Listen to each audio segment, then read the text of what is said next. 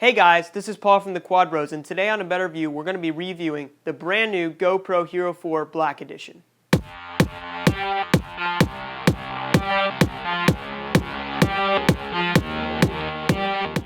Alright guys, so most of you have probably already seen a GoPro review already and probably know all of the great technical specifications of this new camera and have seen video of how it performs. But today I'm going to be showing you a review of this from an aerial photographer's standpoint like I did in a previous video. If you'd like to see more of this, please let us know. So my initial thoughts on this camera are that it weighs more than the other one. Coming in at 88 grams, this camera is a whole 14 grams heavier than the 74 gram GoPro Hero 3 Plus Black Edition. This is a big thing for us from an aerial photography standpoint because weight matters when trying to carry your camera on a drone. The next big thing that I noticed was that GoPro changed its entire menu layout. Now instead of pressing the power button a bunch of times to navigate through the menu, all you have to do is press this little button on the side to change your video frame rate and to change other settings within the camera. This sounded like a great idea, but when I got out in the field to test the GoPro, I realized that this button was blocked whenever I put my camera on my gimbal, so it wasn't easy to change frame rates and I had to take my camera off the gimbal every time. This is just something to think about when you're purchasing this camera. Another thing that I noticed right off the bat when I got this camera out of the box was that they changed the battery, which really stinks for all of us that have a lot of GoPro products like I have down here, because that means that we have to buy a whole new line of batteries and chargers for our GoPro in order to keep using it with our current setup. The plus side though is that they moved the battery door to the bottom of the camera. This means that you can actually change your battery without taking your camera off the gimbal.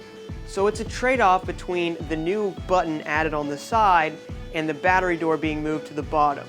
So they kind of even each other out in the end. Another thing I noticed when testing out this camera was that it starts up a lot slower than the older GoPro.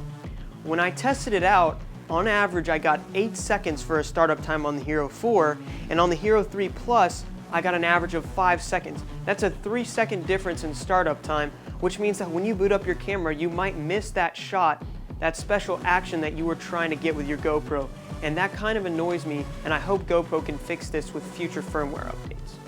Lastly, the one thing that I'm really excited about with this camera is more manual control. When I was going through the settings of the camera, I noticed that when you're videoing on ProTune, you don't have to choose the flat color profile that you were usually locked into. Now you can keep the normal profile of the GoPro and still get the advanced features that ProTune offers. In addition to this, you can now change your ISO and set it to lock at an ISO, which is really nice. You can change your white balance, and it has new functions for time-lapse that allow you to go up to 60-second intervals for a period of an hour. This is really great for us photographers, seeing as now we can do night time-lapse with our GoPros. I know this doesn't really relate to aerial, but it was one exciting thing for me. Now let's see how these cameras perform when put up against each other.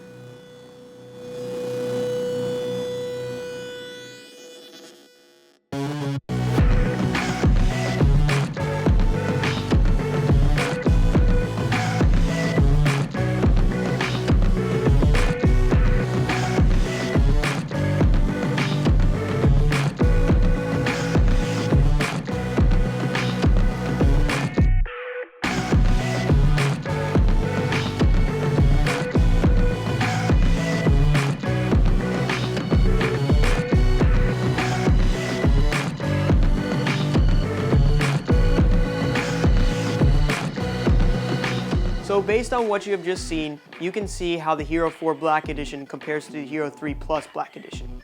My recommendation for you is that if you already have the Hero 3 Plus, then you shouldn't upgrade to the Hero 4.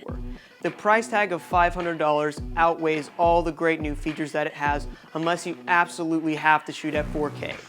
If you're a professional, I would recommend you to upgrade to the Hero 4 because it opens up a whole new world of manual features that you wouldn't normally have.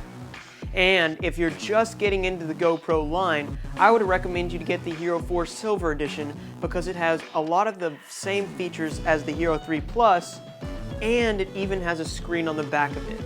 So that concludes my review. I hope you enjoyed it. Please subscribe to our channel if you like our videos, and we'll leave you with this.